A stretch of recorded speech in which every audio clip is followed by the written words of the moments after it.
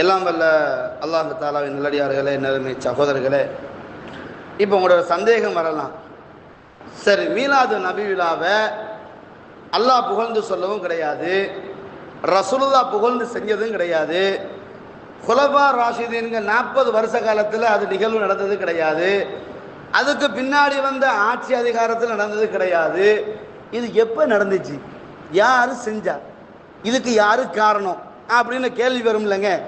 இதை பொறுத்த வரைக்கும் ஹிஜ்ரி 580 காலப்பகுதியில், எங்க ஹிஜ்ரி 580 காலப்பகுதியில், அப்போ நபிகள் பெருமானார் ஸல்லல்லாஹு அலைஹி வஸல்லம் மௌத்தா போயிட்டு ஹிஜ்ரி 570 காலப்பகுதி.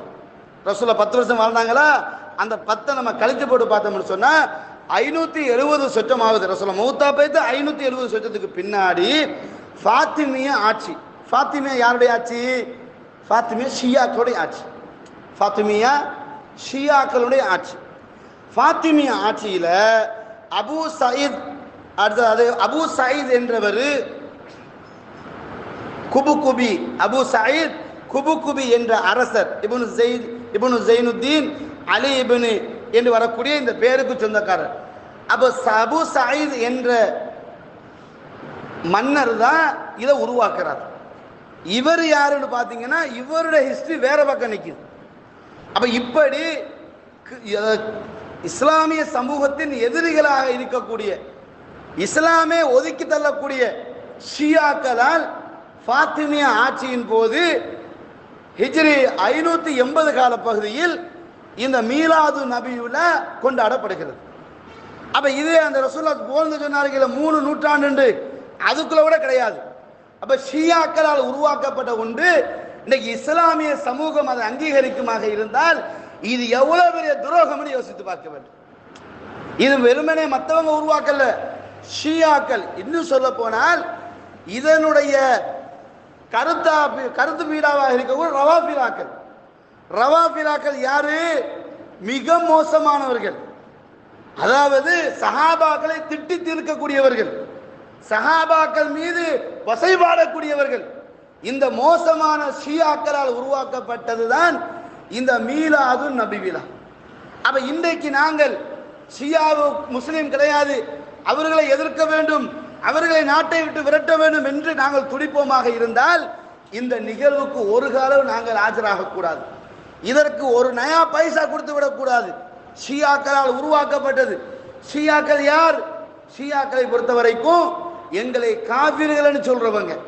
எந்த அளவு தூரம் என்றால் அவர்கள் அதிகமாக வாழக்கூடிய நாடுகளில் எங்களை எல்லாம் மிக கேவலமாக நடத்தக்கூடியவர்கள். ஒரு விடயத்தை புரிந்து கொள்ளுங்கள்.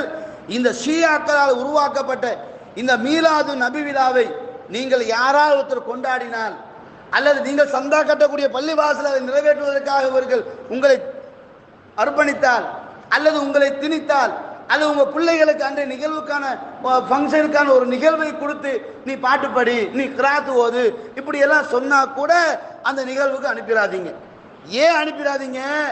இப்படிப்பட்ட ஒரு நிகழ்வை ரசூலுல்லாஹ்வுடைய வாழ்நாள் ஒரு காலம் செஞ்சது கிடையாது.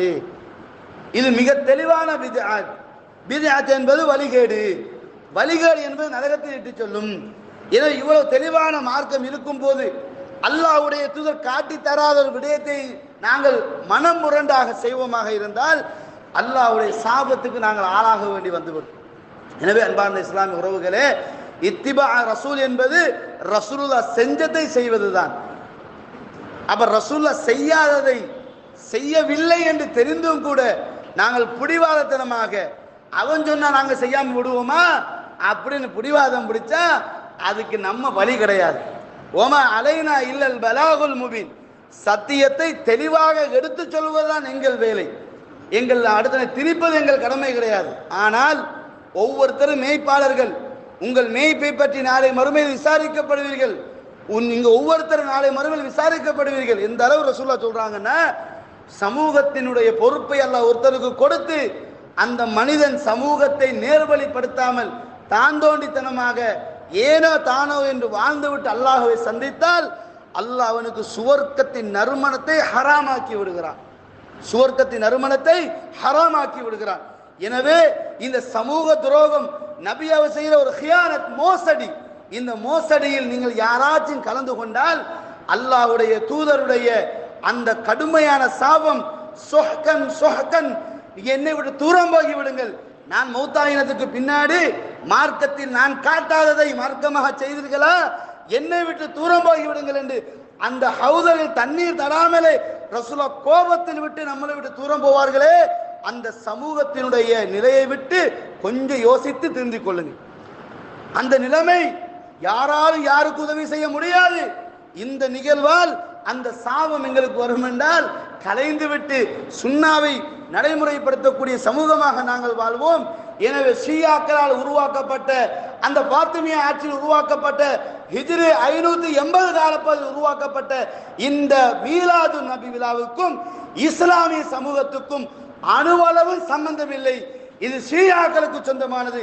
யாரெல்லாம் ஷியாக்களை பின்பற்றுகிறார்களோ அவர்கள் தான் அதை ஆதரிப்பார்கள், அவர்கள் தான் அதற்கு அனுமதி கொடுப்பார்கள். இஸ்லாமிய சமூகமாக உயிரை விடவும் அல்லாஹ்வுடைய தூதரை ஒருத்த நேசித்தால் அவன் நிச்சயமாக அதை அனுமதிக்க மாட்டான், அந்த இடத்துக்கு போகவும் மாட்டான். எனவே அன்பார்ந்த இஸ்லாமிய உறவுகளே, எதை இஸ்லாம் மார்க்கமாக படித்தோமோ அதை வாழ்நாளில் நடைமுறைப்படுத்தக்கூடிய பாக்கியத்தை எல்லாம் வல்ல அல்லாஹு தஆலா நம் அனைவருக்கும் தந்தருவானாக. ஹாதா இல்மி வல் இல்மு இன்தல்லாஹ் வஸ்தக்ஃபிரூஹு இன்னஹு ஹுவல் கஃபூருர் ரஹீம்.